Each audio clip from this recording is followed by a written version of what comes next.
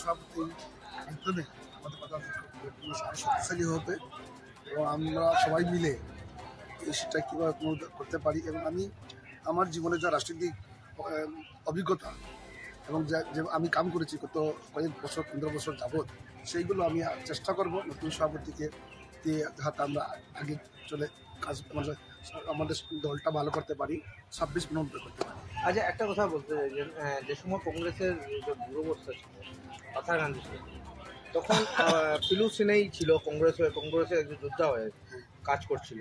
কিন্তু বর্তমানে যখন কংগ্রেসের একটা ভাবমূর্তি ভালো হয়েছে, তখনই দেখা গেছে যে নতুন নতুন চেহারা পাথারকান্দির থেকে বেরিয়ে আসছে। এটা নিয়ে আপনার কি মন্তব্য রয়েছে? এটা শুধু পাথারকান্দিতে, সমস্ত আসামে এখন আসামের রাজনৈতিক বাতাস চলছে আমাদের পার্টির পক্ষে। কিন্তু আমরা এইটা জেনেছিলাম 15 বছর আগে, আমাদের গাড়িটা খুবই ভালো গাড়ি, সবাই আসবে একদিন। আজকে সেটার প্রতিফলন হচ্ছে এবং পাথারকান্দি তার ব্যতিক্রম নয়। আর পাথারকান্দি তো অবস্থা আরও শোচনীয় ছিল, কিন্তু আমি সেখানে দলকে তৃণমূল স্তর থেকে নিজে সাজিয়ে সুজিয়ে গুছিয়ে রেখেছি এখন পর্যন্ত। তো আমি মনে করি দলে যোগদান করাটা একটা ভালো সংকেত।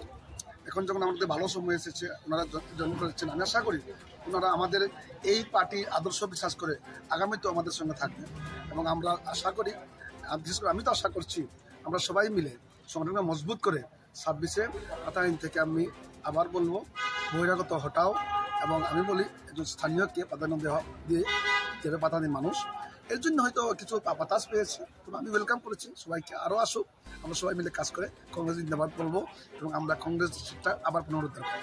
আপনি সহ একাধিক জন টিকেটের দাবিদার, আপনি কি আমার যতটুকু জানা এখন পর্যন্ত 9 জন আছে এখানে। আমি তবে মাঠে দেখিনি, কিন্তু কলমে কাগজে কিন্তু প্রায় 9 জন ক্যান্ডিডেট আছে।